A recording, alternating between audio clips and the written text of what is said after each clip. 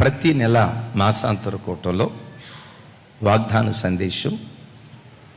ఆ వాగ్దాన సందేశంలో పాత నిబంధనలో కొత్త నిబంధనలో మనం ఆరాధించే దేవునికి పెట్టబడిన పేర్లు హిబ్రూలో ఏమని పిలిచేవారు, ఎందుకు ఆ పేరు చొప్పున పిలిచేవారు, ఆ పేరులో ఉన్న అర్థం వాగ్దాన రూపంలో మనం ధ్యానిస్తున్నాం. పేరు అని అనటంతో సహజంగా మనిషికి పేరు ఉంటుంది. ఎందుకు పేరు ఉంటుందంటే గుర్తింపు కోసం, పిలవటం కోసం. పేరు లేదనుకోండి, అక్కడ కొంతమంది ఉన్నారు, అబ్బాయి ఎట్రా అని అన్నాం, ఎవరు వస్తారు? నేనా నేనా నేనా నేనా అంత గజిబిజి గందరగోళం అయిపోతుంది. అది ఒక పేరు ఉంది. జనన్న ఒకసారి ఇటు రండి అని అంటంతో నా పేరు పిలిచారని టక వస్తారు. సహజంగా లోకంలో మనిషికి పేరు ఉండేది గుర్తింపు కోసం. దేవునికి పెట్టబడిన పేరు ఆ పేరు చొప్పున పిలవటానికి కాదు. కానీ పరిశుద్ధ గ్రంథమైన బైబిల్లో దేవునికి పెట్టబడిన ప్రతి పేరు అది దేవుని యొక్క గుణాతిశయం. దేవుని యొక్క గుణాతిశయం. ఆయన ఎట్టివాడో ఆయన గుణగణాలను లోకంలో ఉన్న ప్రజలకు అర్థమయ్యేటట్లుగా ఆయా పేర్ల చొప్పున ప్రభువుని పిలుస్తూ ఉన్నారు.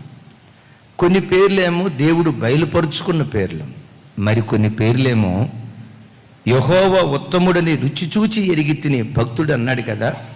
దేవుని మాధుర్యాన్ని రుచి చూచి కొంతమంది దేవునికి ఆ పేరు పెట్టి ఆ పేరు చొప్పున దేవుని పిలుచుకున్నారు.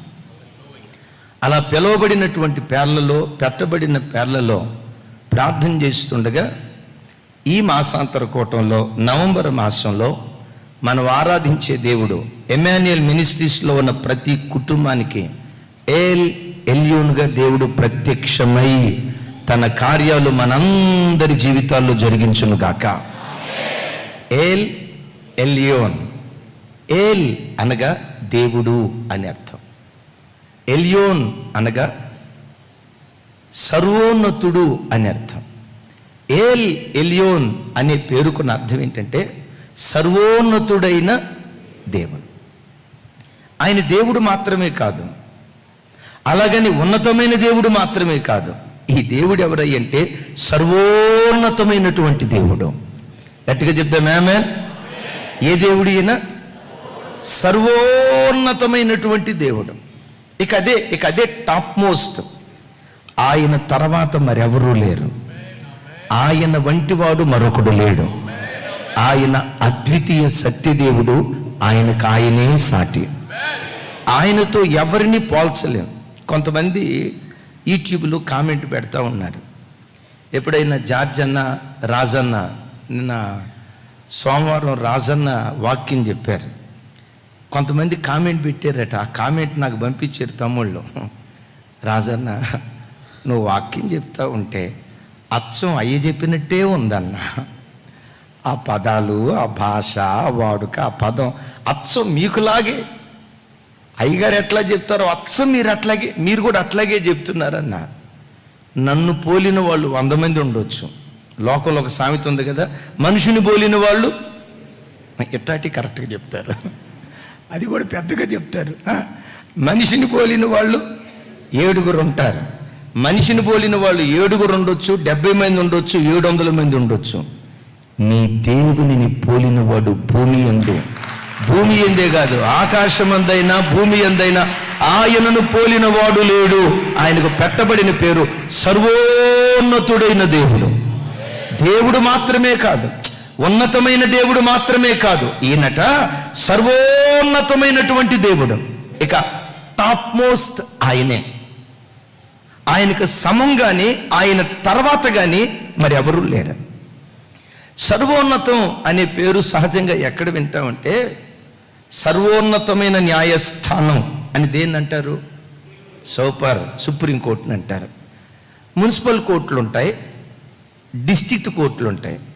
మున్సిపల్ కోర్టులో న్యాయం దొరకలేదు, ఎక్కడికి వెళ్తారు? డిస్ట్రిక్ట్ కోర్టుకి వెళ్తారు. డిస్ట్రిక్ట్ కోర్టులో న్యాయం దొరకలేదు, ఎక్కడికి వెళ్తారు?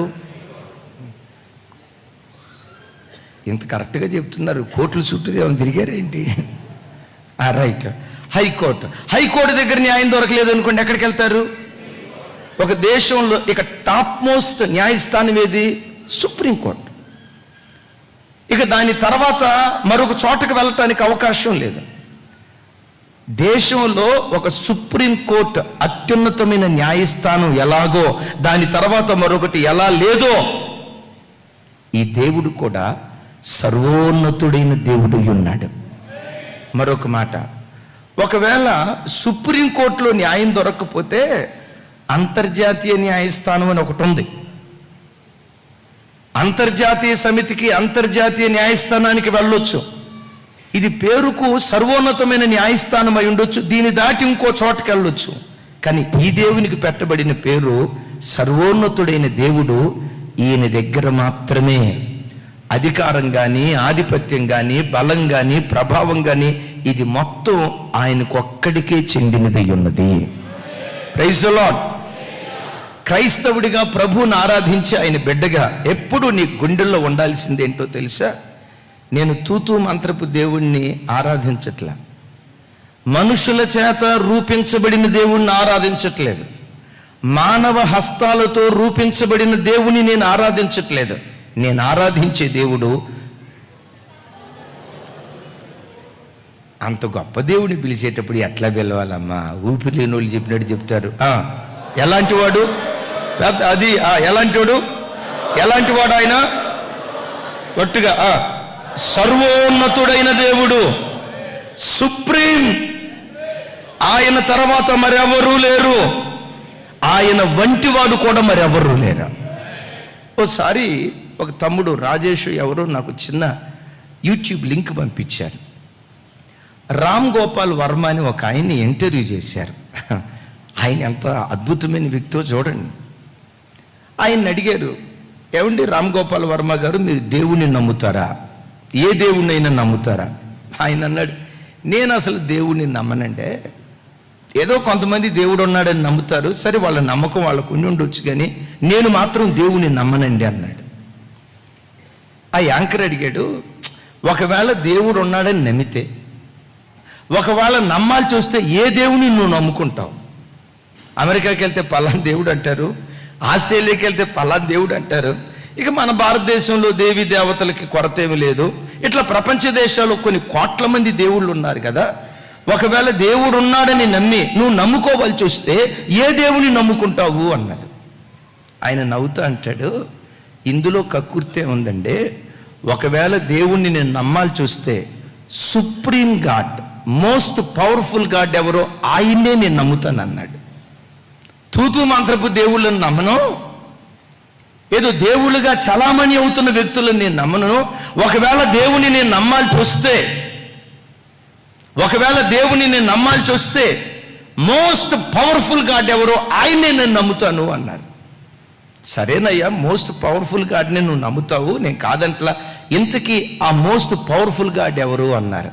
ఆయన నవ్వుతా అంటారు, ప్రభు అయిన యేసుక్రీస్తు ఈ సర్వ సృష్టిలో most most most most most powerful God. ఈ చిత్రం తెలుసా? ఇది ఒక రామ్ గోపాల్ వర్మకు మాత్రమే తెలిసిన సత్యం కాదు, భారతదేశంలో ప్రతి మతస్థుడికి ఈ సత్యం తెలుసు. ఏ సత్యం? యేసే సర్వోన్నతుడైన దేవుడు. గట్టిగా ప్రతి మనుషునికి తెలుసు.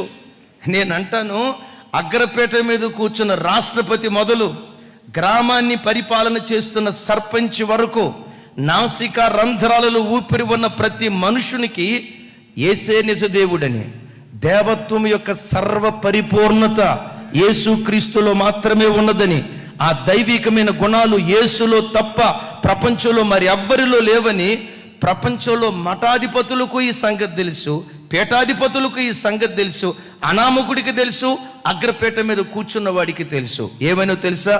యేసే సర్వోన్నతుడైన దేవుడు. ఎప్పుడైనా నీ గుండెల్లో నేను ఆరాధించే దేవుడు తూతూ మంత్రపు దేవుడు కాదు, సర్వోన్నతుడైన దేవుని నేను ఆరాధిస్తున్నాను. సర్వోన్నతుడైన దేవుణ్ణి ప్రకటించే సేవకులకు బైబిల్ ఏమని పేరు పెట్టబడిందో తెలుసా? ఆయన సర్వోన్నతుడైన దేవుడు మాత్రమే కాదు, ఆయనను ప్రకటించే యాజకులకి ఏమని పేరు పెట్టబడిందంటే సర్వోన్నతుడైన దేవుని యాజకులు. అపోస్తులైన పౌలు గారు వెళ్తా ఉంటే పుతోను దయ్యం పెట్టిన అమ్మాయి అంది, ఏమంది? సర్వోన్నతుడైన దేవుని దాసులు వీరు మీకు రక్షణ మార్గాన్ని ప్రకటిస్తున్నారు. దైవజనమా, దేవుని నిబంధన మందసాన్ని భుజాల మీద వేసుకుని దేవుని సేవ చేసే ప్రతి దైవ సేవకుడు ప్రభువును బట్టి రొమ్ము విరిచి, నేను సేవించే దేవుడు సాధారణమైన దేవుడు కాదు, మనుషుల చేత దేవుడు అని పిలువబడుతున్నవాడు కాదు. నేను ప్రకటించే దేవుడు, ఏ నిబంధన మందసాన్ని మోస్తున్నానో నేను మోస్తూ ఉన్నటువంటి ఆ దేవుడు సర్వోన్నతుడైన దేవుడని ప్రకటించే ప్రతి సేవకుడు నేను సర్వోన్నతుడైన దేవుని దాసుణ్ణి అన్న ప్రత్యక్షత కలిగి ప్రభువును ప్రకటించాలి. మిమ్మల్ని తక్కువ చేసి నేను మాట్లాడట్లేదు, కానీ దేవుని కృప, ఏ ఎన్నిక యోగ్యత మాలో లేకపోయినా ఇక్కడ కూర్చున్న యవన బిడ్డల చెల్లెలకి తమ్ముళ్ళకి లోకపరంగా ఏ ఎన్నిక యోగ్యత లేకపోయినా సర్వోన్నతుడైన దేవుని దాసులని పిలువబడే భాగ్యం ఈ మట్టి ఘటాలకు దేవుడు అనుగ్రహించాడు. ఎవరి దాసులు? చెప్పాలి. నువ్వు పోలీస్ స్టేషన్లో దాసుడివి, నువ్వు చిట్ ఫండ్లో దాసుడివి. అట్లాగని మీ ఉద్యోగాలు నేను తక్కువ చేయట్లేదు సుమి. మీరు అందరూ ప్రార్థన చేస్తేనే కదా ఈ సేవకులకు సేవ చేసేది. అయితే గమనించండి, మీరెవరికి దాసులో నాకు తెలియదు, కానీ మీరెవరికి దాసులుగా అక్కడ పనిచేస్తున్నారో నాకు తెలియదు, కానీ అకాలమందు పుట్టిన మమ్మలను సర్వోన్నతుడైన దేవునికి దాసులుగా తన మహిమ కొరకు ఎన్నుకున్నాడు. నేనంట ప్రపంచంలో ఉన్న ఉద్యోగాలు, పనులు, వ్యాపారాలు అన్నిట్లో, గట్టిగా చెప్పాలది, ప్రపంచంలో ఉన్న పనులన్నిట్లో, ఉద్యోగాలు, వ్యాపారాలు అన్నిట్లో గట్టిగా సరిపోదండి. ఒకరోజు బిల్లీ గ్రహం గారి దగ్గరికి అమెరికా దేశాన్ని ఏలుబడి చేస్తున్న అధ్యక్షుడు, మాజీ అధ్యక్షులు, ఇక అయిపోయింది ఆయన టర్మ్, దిగిపోయే క్షణాల్లో మాజీ అధ్యక్షులు, ప్రస్తుత అధ్యక్షుడు బిల్లీ గ్రహం గారి దగ్గరికి వచ్చి, అయ్యా బిల్లీ గ్రహం గారు, అమెరికా దేశంలో ఉన్న ప్రతి అమెరికా జాతీయుడు నిన్ను అమెరికా దేశానికి అధ్యక్షుడిగా చూడాలనుకుంటున్నారు. మా మాట మన్నించి ఒక్క 4 సంవత్సరాలు, ప్రైజ్ ది లార్డ్, ఒక్క 4 సంవత్సరాలు అమెరికా దేశానికి అధ్యక్షుడిగా ఉండి నువ్వు పరిపాలన చేయ, ఇది అమెరికా దేశస్తుల చిరకాల వాంఛ అని అడిగారట. ఆయన చిరునవ్వి నవ్వి, ప్రపంచంలో ఏ వ్యక్తి అయినా ఉన్న స్థితి నుండి ఉన్నతమైన స్థితికి వెళ్ళాలనుకుంటారు, ఉన్న స్థితి నుండి తక్కువ స్థితికి రావాలని ఎవరూ కోరుకోరు కదా. అమెరికా దేశ అధ్యక్ష పదవి నేనున్న స్థితి కంటే తక్కువ స్థితి, నేను రానయ్యా అన్నాడట. వాళ్ళకు అర్థం కాక, అమెరికా దేశ అధ్యక్షుడు అవటం అంటే సాధారణమైన మాటయా? శ్వేత సౌధం, ప్రపంచాన్ని గడగడలాడిస్తున్నటువంటి దేశం, అగ్రరాజ్యంగా పిలువబడుతున్న రాజ్యం. అసలు ఆ రాజ్యానికి అధ్యక్షుడు అవటం ప్రపంచంలో ఏ వ్యక్తికి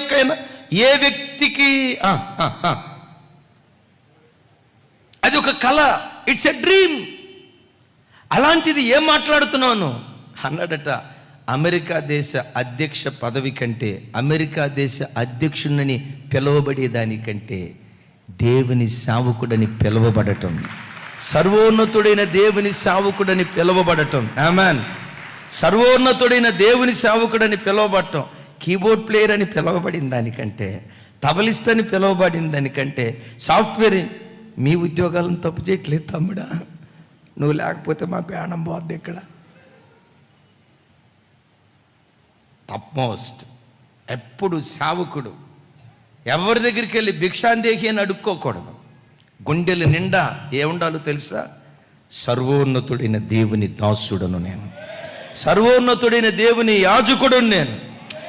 సేవకుడు సర్వోన్నతుడైన యాజకుడు మాత్రమే కాదు, మనకేమని పేరు పెట్టాడో తెలుసా బైబిల్లో? సర్వోన్నతుడైన దేవుని కుమారుడు అని రాయబడింది బైబిల్లో. గట్టిగా చప్పట్లు కొడుతూ స్తోత్రాలు చెప్తాం. ఆయన ఎవరు? అమ్మ చెప్పాలి, ఆయన ఎవరు, మేమెవరుమి, మీరెవరు? పెద్దగానమ్మా కుమారులు అనుకోండి అమ్మ, ఒక నిమిషం. క్రీస్తు యేసునందు పురుషులు స్త్రీలు అనే భేదం లేదు. అలాగని రేపటి నుంచి ప్యాంట్లు వేసుకొని వచ్చారు కాక భేదం లేదని చెప్పి రైట్. ప్రభు పెట్టలారా, నీవెవరివో తెలుసా? సర్వోన్నతుడైన దేవునికి కుమార్తెవు కుమారుడివి. నేనంట సర్వోన్నతుడైన ఆ దేవుడు ఆయన కుమార్తెగా పిలువబడుతున్న, ఆయన కుమారులుగా పిలువబడుతున్న మనకివ్వక ఇంకెవరికి ఇస్తాడు? ఆయన దగ్గర దాగి ఉన్నది ఏదైనా ప్రతిదీ సర్వోత్తమంగానే ఉంది. ప్రపంచంలో టాప్ మోస్ట్ ఏది ఉందో ప్రతి టాప్ మోస్ట్ ఎవరి దగ్గర ఉంది? సర్వోన్నతుడైన దేవుని దగ్గరే ఉంది. ఆ సర్వోన్నతుడైన దేవుని హస్తంలో నుండి నవంబర్ మాసంలో ప్రతి ఈవి నీ కుటుంబంలో జాలువారును గాక. నీ కావలసిన ప్రతిదీ నా ప్రభు అనుగ్రహించును గాక. ప్రతిదీ సర్వోత్తమమైనది ప్రభు మనకు దయచేయును గాక. రైట్, ఇప్పుడు విందాం. ఆయన సర్వోన్నతుడైన దేవుడై ఉండి భూమి మీద ఏం జరిగిస్తున్నాడో ఒక్క 4 విషయాలు మీకు త్వరగా చెప్తాను. మెట్టుకు పరిశుద్ధ గ్రంథమైన బైబిల్ అంతటిలో ఆది కాండం నుంచి ప్రకటన గ్రంథం వరకు ఎల్ ఎల్యోన్ అనే పదం దరిదాపుగా 28 పర్యాయాలు రాయబడి ఉంది. ఎన్ని పర్యాయాలు? ఏ పదం? ఎల్ ఎల్యోన్ అంటే అర్థం ఏంటి? సర్వోన్నతుడైన దేవుడు అనే పదం 28 పర్యాయాలు రాయబడి ఉంటే, అయితే వీటన్నిటిలో సర్వోన్నతుడైన దేవుడు భూమి మీద ఏం చేస్తున్నాడో బైబిల్లో ఒక అద్భుతమైన మాట ఏమని రాసి ఉంటుందంటే, దేవుడు, నాతో కలిసి చెప్పండి, దేవుడు మానవుల రాజ్యముపై అధికారి అయ్యుండి ఎవరికి అనుగ్రహించ నిశ్చయించునో వారికే అనుగ్రహిస్తాడు, ఎవరి యొద్ద నుండి లాగేయాలనుకుంటాడో వాళ్ళ దగ్గర నుంచి లాగేస్తాడు. కారణం ఏంటంటే, చెప్పండి, ఇది కూడా పర్వాలేదు. కారణం ఏంటంటే ఈ దేవుడు మానవుల రాజ్యముపై సర్వోన్నతుడైన దేవుడై ఉన్నాడు. చప్పలు కొడితే యేసయ్యకు స్తోత్రాలు చెప్దాం. ఇది ఎక్కడ రాసి ఉంది? దానియేలు గ్రంథంలో దానియేలు నోటు నుంచి పదే ఏమొచ్చేదో తెలుసా? సర్వోన్నతుడైన దేవుడు. ఆల్మోస్ట్ 6-7 పర్యాయాలు, కరెక్ట్గా సంఖ్య అటు ఇటు అయి ఉండొచ్చు, 6-7 పర్యాయాలు సర్వోన్నతుడైన దేవుడని తన దేవుణ్ణి పదే ఉచ్చరిస్తూ ఉండేవాడు. నా ప్రార్థన, నా వైపు చూడండి ఒక్క మాట. నీ నోట కూడా, నీ హృదయంలో కూడా, నేను ఆరాధించే దేవుడు సాధారణమైన దేవుడు కాదు, ప్రజల చేత దేవునిగా పిలువబడిన వాడు కాదు. నేను ఆరాధించే దేవుడు సర్వోన్నతుడైన దేవుడని దానియేలులాగా పదే ఉచ్చరిస్తూ ఉండు. బబులోని దేశంలో దానియేలుని ఎలా నిలవబెట్టాడో ఈ భారత గడ్డ మీద నీ పిల్లలను నా దేవుడు అట్లా నిలవబెట్టును గాక. ఈ భారత గడ్డ మీద నా దేవుడు నీ బిడ్డను అట్లా ఆశీర్వదించును గాక. రాత్రి మన చర్చికొచ్చి ఒక తమ్ముడికి ఫోన్ చేశాను. గడిచిన దినాల్లో మన సంఘంలో జరిగిన ప్రార్థన ద్వారా నీట్ ఎగ్జామ్లో క్వాలిఫై అయ్యి గాంధీ హాస్పిటల్లో ఎంబీబీఎస్ చేస్తున్నాడు, 2nd ఇయర్. వచ్చాడు ఆ చిన్నోడు. రైట్, నేను ఫోన్ చేసి ఆ చిన్నోడితో మాట్లాడా. చిన్న, బాగా కష్టపడి చదువుకో, నువ్వు ఎంబీబీఎస్ ఆపటం కాదు, ఎంఎస్ పూర్తి చేయి, దాని తర్వాత ఏం చదవాలో చదువు. భవిష్యత్తులో ఓ దైవజనుడిగా నిన్ను ఎలా చూడాలనుకుంటున్నానంటే, భారతదేశంలోనే టాప్ మోస్ట్ డాక్టర్గా దేవుడు నిన్ను నిలవబెట్టాలని నేను కోరుకుంటున్నాను. ఎందుకో చెప్పమంటారా? యేసయ్య మనల్ని ఏమని పిలుచుకున్నాడంటే, రాజ్యములకు శిరస్సు వంటి జనమని పిలుచుకున్నాడు. ఏ రాజ్యంలో ఉన్నా ఎట్లా ఉండాలి? గట్టిగా, ఏ రాజ్యంలో ఉన్నా మనం ఎలా ఉండాలి? ఐగుప్తు దేశంలో యోసేపు ఎలా ఉన్నాడు? బబులోను దేశంలో దానియేలు ఎట్లా ఉన్నాడు? ఒప్పల్లో ఎప్పుడు చెప్తా, కింగ్ ఎక్కడున్నా కింగే, రాజు ఎక్కడున్నా. చిన్న, నిన్ను అట్లా చూడాలనుకుంటున్నా. కష్టపడి చదువు, ఆడతా పాడతా చదవద్దు. భారతదేశంలోనే నువ్వు ఒక టాప్ మోస్ట్ డాక్టర్ కావాలి. దేవుడు అలా నేను దీవించును గాక. సరే, దానియేలు పదే పదే తన దేవుణ్ణి ఏమని అంటూ ఉండేవాడంటే సర్వోన్నతుడైన దేవుడు, మహోన్నతుడైన దేవుడని పదే పదే ఈ పదాలతో దానియేలు ఉచ్చరిస్తూ ఉండేవాడు. చూడండి దానియేలు తన దేవుని గురించి ఏం మాట్లాడాడో. దానియేలు గ్రంథం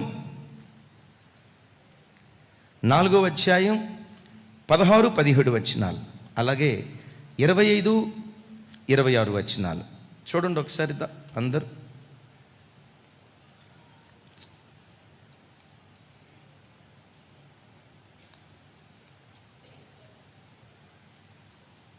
దానియేలు గ్రంథం 4వ అధ్యాయం 16-17 వచనాలు. బహు అద్భుతమైన మాటలు రాసి ఉంటాయి, గుండెల్లో పెట్టుకోండి ఆ మాటలు. 7 కాలములు గడుచు వరకు వానికొన్న మానవ మనస్సునకు బదులుగా పశువు మనస్సు వానికి కలుగును. ఈ ఆజ్ఞ జాగరూకులకు దేవదూతల ప్రకటన అనుసరించి జరుగును.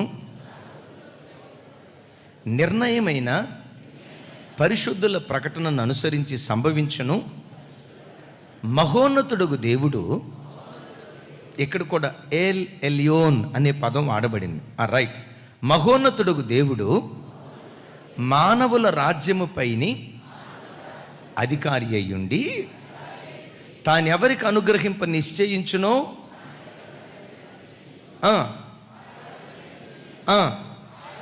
ఆయా రాజ్యముల పైన, అందరూ నాతో కలిసి చెప్పండి, ఆయా రాజ్యముల పైన అత్యల్ప మనుషులను ఆయన నియమించుచున్నాడనియు మనుషులందరూ తెలుసుకున్నట్లు ఎలాగో జరుగును. మరొక మాట కూడా చూడండి, 25-26. తమ యొద్ద నుండకుండా మనుషులు నిన్ను తరుముదురు. నీవు అడవి జంతువుల మధ్య నివాసము చేయుచు పశువులే గడ్డి తినిదవు. ఆకాశపు మంచు నీ మీద పడి నిన్ను తడుపును. సర్వోన్నతుడగు దేవుడు మానవుల రాజ్యము పైన అధికారి అయి ఉన్నాడనియు తానెవరికి దానిని అనుగ్రహింప నిశ్చయించునో వానికి అనుగ్రహించుననియు నీవు తెలుసుకుని వరకు 7 కాలములు నీకు ఇలాగు జరుగును. ఒక్కసారి నా వైపు చూడు. అమెరికా ఉంది, ఆస్ట్రేలియా ఉంది, దరిదాపుగా 200 దేశాలకు పైగా ఉన్నాయి. మన భారతదేశం ఉంది, దరిదాపుగా 29-28 ఎన్ని రాష్ట్రాలండి? 29 రాష్ట్రాలు. 29 రాష్ట్రాల్లో నేను ముఖ్యమంత్రిని కావాలి పోటీ. ఇప్పుడు మన తెలంగాణ రాష్ట్రంలో మన కేసీఆర్ గారి దగ్గరికి వెళ్ళి బీపీ చెక్ చేస్తే వారు సంపూర్ణమైన ఆరోగ్యవంతులే. ఇంకా దేవుడు వారికి మంచి ఆయుష్ దయచేయును గాక. గట్టిగా చెప్పండి, మన ముఖ్యమంత్రిని మనం ఆశీర్వదించాలి గట్టిగా. ఆమెన్. ఇప్పుడు ఆయన బీపీ చెక్ చేస్తే ఉందో లేదో తెలియదు, కానీ 170 దాకా పోయి ఉంటుంది. గెలుస్తానా లేదా. ఆ తర్వాత కాలంలో ఆంధ్రాలో కూడా ఎలక్షన్లు వస్తాయి. జగన్మోహన్ రెడ్డి వై నాట్ అని పైకని ఉండొచ్చు, కానీ లోపల ఆయనకు ఉండే టెన్షన్ ఆయనకుంది. మన సార్ ఉన్నారు కదా, మోడీ సార్ పెద్ద ఆయనకు కూడా టెన్షన్ ఉంది. నేను గెలుస్తానా లేదా, రేపు ఈసారి ఏమైపోద్ది, అంత తగ్గఫర్ అంటున్నారు, బైపోల్స్ వస్తూ ఉన్నాయి. అమ్మో తగ్గఫర్ ఏమంటారు, త్రిశంక స్వర్గం ఇది అంటారు కదా, ఇట్లాంటిది వస్తుంది, ఇట్లా అంటున్నారు. ప్రతి గుండెల్లో ఒక తెలియని భయం. అయితే ప్రభు బిడ్డలారా, ఏ దేశంలో ప్రధానమంత్రి కుర్చీ మీద ఎవరు కూర్చోవాలి, ఇది ఎక్కడ నిర్ణయం అయిందో తెలుసా? ప్రజల చేతిలో కాదు, పరలోకంలో నిర్ణయించబడుతుంది. దీన్ని జడ్జి చేసేవాడు సర్వోన్నతుడైనటువంటి దేవుడు. ఏ రాష్ట్రంలో ఏ ముఖ్యమంత్రి ఉండాలి, ఏ ప్రాంతంలో ఏ ఎమ్మెల్యే గెలవాలి, ఏ ప్రాంతంలో ఏ ఎంపీ ఉండాలి, ఏ రాష్ట్రాన్ని ఏ ముఖ్యమంత్రి పరిపాలన చేయాలి, కింగ్ ఎవరైనా, కింగ్ మేకర్ మాత్రం మనం ఆరాధించే ప్రభు అయిన యేసుక్రీస్తు వారు. మానవుల రాజ్యముల పైన పెద్దగా చెప్పాలి, మానవుల రాజ్యము పైన నీవు ఆరాధించే దేవుడే అధికారి అయి ఉన్నాడు. మరలా ఈ మాట చెప్తాను, కింగ్ ఎవరైనా కింగేనా? నా పరువు తీయకండి. కింగ్ ఎవరైనా, కింగ్ మేకర్ మాత్రం కింగ్ మేకర్ మాత్రం ఆయన. అయితే ఆయన సర్వోన్నతుడు కదా, ఆయన సెలక్షన్ ఎట్లుంటుందో ఈ మాట ఎంత విచిత్రమైన మాట చూడు. ఆయన సర్వోన్నతుడు కదా, ఆయన ఎన్నుకునేటప్పుడు కూడా ఆయనకులాగా సర్వోన్నతులను ఎన్నుకుంటున్నాడు అని బైబిల్లో రాయలా. మధ్య తరగతిలో ఉన్న వాళ్ళని ఎన్నుకుంటున్నాడు అని కూడా రాయలా. బైబిల్ ఏమని రాస్తుందో తెలుసా? భూమి మీద అత్యల్పులైన మనుషులను నియమించి ఆ ఉన్నతమైన సింహాసనం మీద దేవుడు కూర్చోబెడుతున్నాడట. బా, మిమ్మల్ని అడుగుతా, అమ్మ మీకు ఒక 100 కోట్ల రూపాయలు ఆస్తుంది, నా వైపు చూడండి. అందరూ ఎట చూస్తున్నారంటే అట్ట జరిగితే బాగుండయ్యా. మీకు ఒక 100 కోట్ల రూపాయలు ఆస్తుంది, మీ అబ్బాయికి అమ్మాయిని తీసుకొచ్చేటప్పుడు మీ 100 కోట్లకు సరి సమానంగా ఒక 50 కోట్లు లేదా ఒక 75 కోట్లు ఉన్న అమ్మాయిని చూసుకుంటారా, పూరింట్లో ఉన్న అమ్మాయిని సెలెక్ట్ చేసుకుంటారా? పూరింట్లో ఉన్న అమ్మాయిని సెలెక్ట్ చేసుకుంటానన్న వాళ్ళు చేతులు ఎత్తండి, ఇప్పుడే పూలదండేసి ఫోటో తీస్తాను. ఒక్కళ్ళు కూడా లేరా పుణ్యాత్ములారా? వాళ్ళ అంతస్తు చూస్తారు, వాళ్ళ స్థాయి చూస్తారు, వాళ్ళ హోదా చూస్తారు, మా క్యాటర్కి మా స్టేటస్కి తగినోళ్ళ కాదా చూస్తారు. కానీ నా దేవుడు ఎవరో తెలుసా? నా దేవుడు ఎవరో తెలుసా? ఆయన సర్వోన్నతుడే, కానీ భూమి మీద అత్యల్పులైన మనుషులను ఎన్నుకొని పెంట కుప్పల మీద నుండి వారిని లేవనెత్తి మహిమ కలిగిన సింహాసనం మీద కూర్చోబెడుతున్నాడట. అసలు ప్రపంచంలో ఏ చరిత్ర అయినా చూడండి,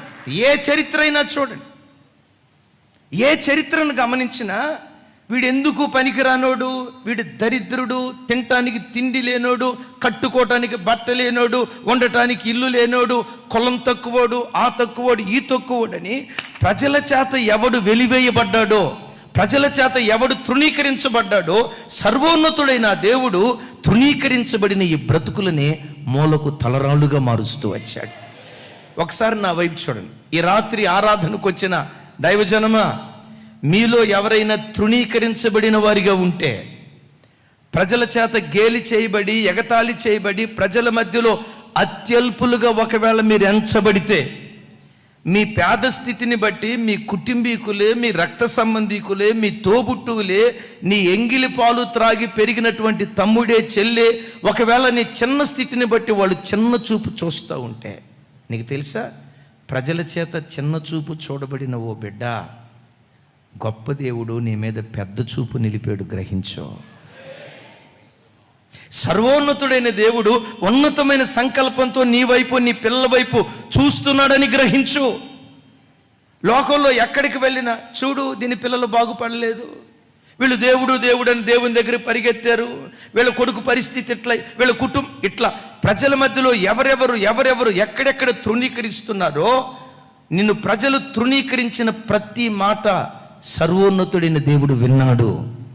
ఆ తృణీకరపు ప్రతి మాట ఆకాశమందలి దేవుడు ఆలకించి, బైబిల్లో రాయబడిన అద్భుతమైన మాట, మనుషులలో అత్యల్పులైన వారిని సెలెక్ట్ చేసుకొని పెంట కుప్పల మీద నుంచి లేవనెత్తి సింహాసనం మీద దేవుడు కూర్చోబెడుతున్నాడట. ఎందుకో తెలుసా? మానవుల రాజ్యముపై, గట్టిగా మానవుల రాజ్యముపై. భారతదేశం ఉంది కదా, భారతదేశాన్ని పరిపాలన చేసిన ప్రధానుల్లో మొరార్జీ దేశాయ్ కడు పేదవాడు, లాల్ బహదూర్ శాస్త్రి బహు పేదవాడు. అక్కడ దాకా ఎందుకండి? ఇప్పుడు మన భారతదేశాన్ని పరిపాలన చేస్తున్న ప్రధానమంత్రి ఉన్నారు కదా, వారి పేరేంటి? నరేంద్ర మోడీ గారు. అద్భుతం. నరేంద్ర మోడీ గారి వారి పుట్టుక బిజినెస్ మ్యాగ్నెటా, ఛాయ్ వాలా, చాయ్ వాలా ఈరోజు భారతదేశ చక్రం తిప్పేవాడిగా మారాడు. ఆయన మారలా. మానవుల రాజ్యంపై అధికారి అయిన నేను ప్రకటించే సర్వోన్నతుడైన దేవుడు ఆ చాయ్ వాలాను లేవనెత్తి అది ఆయనకి తెలియకపోయి ఉండొచ్చు. తెలిసిందా తెలియదా అది అప్రస్తుతం.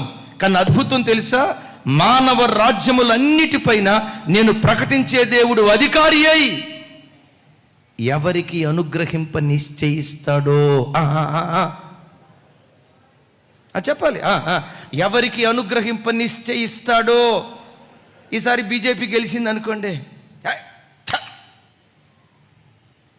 బీజేపీ ఎందుకు గెలిచిందిరా అని అనొద్దు. ఆయన నిశ్చయించాడు గట్టిగా. వాళ్ళు ఎందుకు గెలిచారు అన్నామంటే ఎవరి చిత్తాన్ని వ్యతిరేకించినట్లు. పెద్దగా చెప్పాలి. ఎందుకు? మానవుల రాజ్యముపై. సూపర్, గట్టిగా చెప్పాలా ప్రసాద్ అన్న. మానవుల రాజ్యముపై సర్వోన్నతుడైన దేవుడు అధికారి అయి ఉన్నాడు. యేసయ్యకు మహిమ కలుగును గాక. అసలు అక్కడ దాకా ఎందుకండి? ఒక అద్భుతం. అత్యల్పులైన మనుషుల కొరకు దేవుడు వెతుకుతున్నాడు. ఈ రాత్రి ఈ స్థలానికి వచ్చిన బిడ్డల్లో ఎవరైనా అత్యల్పులుగా కనబడుతున్నారా? లైవ్ చూస్తున్న బిడ్డలారా, మీలో ఎవరైనా ప్రజల చేత తృణీకరించబడి, ప్రజల దృష్టికి అత్యల్పులైన మనుషులుగా పరిగణించబడి వెలివేయబడ్డారా? ఒక శుభవార్త. ఈ మధ్యరాత్రి వేళ నీలాంటి అత్యల్పురాలి కొరకు నా దేవుడు వెతుకుతున్నాడు. నీలాంటి అత్యల్పుడు కొరకు ఈ రాత్రి దేవుడు వెతుకుతున్నాడు. ఏ దేశంలో ఉండి నువ్వు వాక్యం వింటున్నావో నాకు తెలియదు, కానీ ఏ పట్టణంలో ఉండి వాక్యం వింటున్నావో నాకు తెలియదు, కానీ ఒకటి ఖచ్చితంగా చెప్పగలను, ఈ రాత్రి నా దేవుని దృష్టి నీ ఇంటి మీద నిలిచి ఉన్నది. Praise the Lord. అద్భుతం. ఏ దేశం దాకా వద్దండి, మన భారతదేశం దగ్గరికి వద్దాం. భారతదేశ రాజ్యాంగ నిర్మాత ఎవరు? అంబేద్కర్. అయ్యో మీ చుట్టమా? పెద్దగా గౌరవించి చెప్పాలా? Doctor BR Babasaheb Ambedkar. నేనంట రాజ్యాంగాన్ని రాయాలంటే భారతదేశంలో అద్భుతమైన వంశం, పండిత వంశం ఒకటి ఉంది. పేరు చెప్పలేను, కానీ అది పండిత వంశం. ఆ పండిత